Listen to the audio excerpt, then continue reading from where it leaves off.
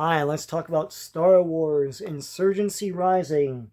Here they are. Dun dun dun. Um, Look, I mean, Star Wars, for the past, few years now, they've been concentrating on High Republic. That was the big publishing initiative. Now that's winding down, not because of like lack of demand, although I feel like they cut back on a lot of product that they wanted to bring out. But that initiative is ending as of beginning of next year. So there's still comics coming out for that, and still novels as well. I think into like March or so of next year. Um, while that's winding down, the next publishing initiative seems to be this timeline right after Return of the Jedi, like right after, like an hour after Return of the Jedi, which has all the classic characters in it, Luke Skywalker and everything. And That seems to be the new publishing initiative. I think there's going to be new novels and stuff now for this sort of thing. Um, Now, instead of Thrawn, because this is a new timeline, this is still the Disney timeline. Instead of Thrawn, we now have this other dude. I can't remember his name because it's so stupid. The name I just feel. Admiral Adelhard is the new big bad. So Admiral Adelhard is a dude that there he is right there, and there's his right hand. I can't remember that guy's name, and this is a good guy, but there's a lady that also works for these two. Um, so there's a triumvirate there, just like Thrawn had. Uh, Admiral Adelhard actually appeared in a 2015 video game set in the Disney Star Wars universe because Disney had bought Lucasfilm in 2012. So everything after that was the new in canon stuff. So that's where he made his first appearance. It's taken him this long to build out that guy. So he's the big bad. Right after Return of the Jedi, he refuses to admit defeat. He's like, we still have ships and troops. Like, we're still the Empire, you know? Um, and he's sort of like wavering on whether or not the Emperor is truly dead. So basically, he then uh, does Empire stuff. He takes over a star system, which is in that old game. I can't remember the name of the game. I feel like it's like a mobile game or something like that. Maybe not. Um, and um, and so now word is spreading to the rebels that like this guy still thinks the war is still on, right? So they have to go find him and defeat him and whatnot. They're still sort of in these two issues. So I'm doing two issues right now, um, because they come out like bi-weekly. So in these two issues, they're still trying to figure out what this guy's about or even who he is, etc. Luke Skywalker wants to teach Princess Leia um, the ways of the Force. There are some Force bad guys that want to um, subdue and destroy Luke. These two right here talking their stuff, you know. Um, they are sending someone called Hauzel and a group of shadows to go and fight Luke. So in issue one here, you see Adelhard still fighting X-wing fighters and stuff, as though the war never ended, right?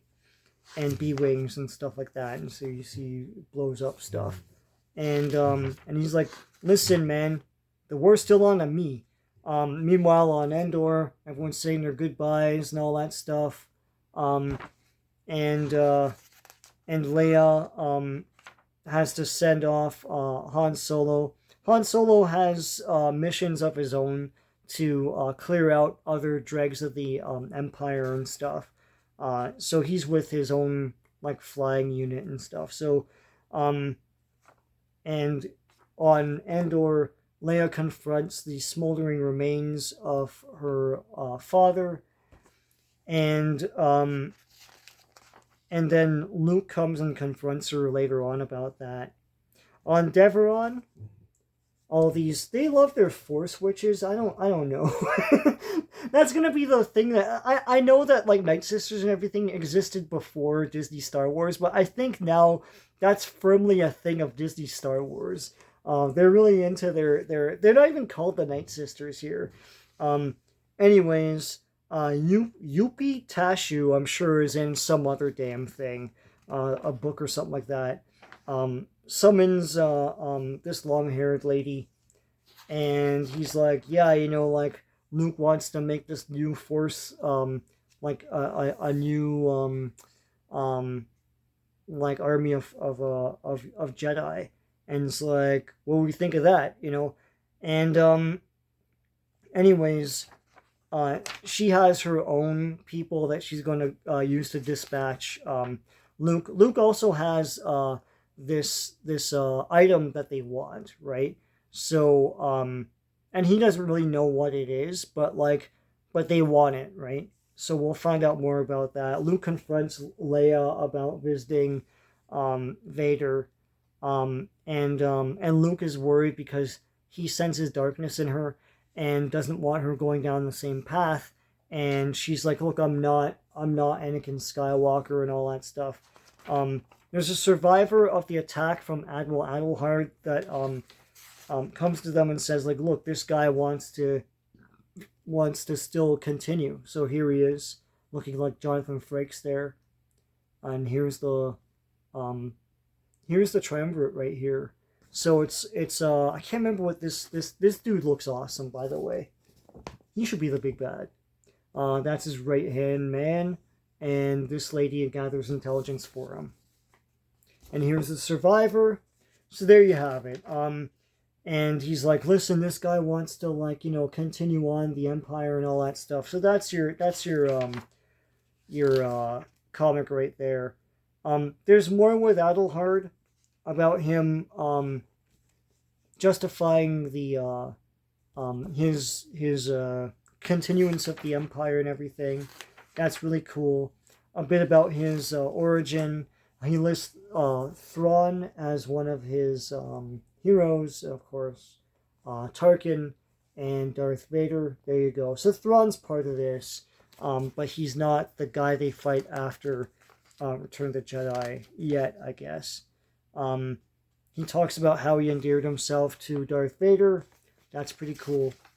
I recommend issue 1. It's pretty neat. A lot of people are like, oh my gosh, let's go back to regular Star Wars. They're trying to now. But this is after Return of the Jedi. We'll see what they do with this Adelhard guy. I mean, it's hard to beat Thrawn. Thrawn's gimmick was that he loved the culture of the different aliens and stuff that he conquered, and he was more of a tactician. So we'll see what they do with this Adelhard guy. This is issue 2. Issue 2 is basically those Force ladies send people after Luke, and also beyond that, you see here, Jabba's palace, of course, has a new ruler. Of course, we saw him in Book of Boba Fett, I think, getting shot. Here's a character that's related to the character that we saw in Rise of Skywalker. Same sort of Rocketeer helmet. There's also the father of Poe Dameron in this as well. So he's part of Luke's flying crew. And here's Luke fighting the guys that are sent after him to get that artifact that he has. And here's a red-haired lady people are speculating is their version of Mara Jade. Probably not. I don't know. I think that's Housel. That's what they called her in this. Here's the big rebel crew and stuff, and I think that is the father of Poe Dameron. So there you go. More aimlessness from the heroes. I'll stick with this, but I want the heroes to know what the hell they're doing and who the hell they're fighting, and not being sideswiped by these Force ladies and like who in hell is Admiral Adelhard or whatever the hell his name is. Um, it's cool. I appreciate them bringing Luke and everyone back into the fold. But to do it with an imitation poor man's dollar store Thrawn, um, it's not gonna cut it. There's another um like comic book set in this time period as well that I'll get to in another review. The Ewoks. I love that issue. That was pretty cool. I recommend issue 1. See if you would want to read issue 2. Issue 2 is just more of them collecting themselves after Return of the Jedi. I think this thing, yeah, it says it's 12 issues. So this is issue 2. They're coming out bi-weekly, it seems. So check out at least issue 1, see if you want to continue on with the series. Issue 2 was middling. I'll see what happens with the rest of this publishing initiative. So please give a like to this this video, and please subscribe to my channel if you haven't already. Lots of great comic book stuff on here. So until next time, take care.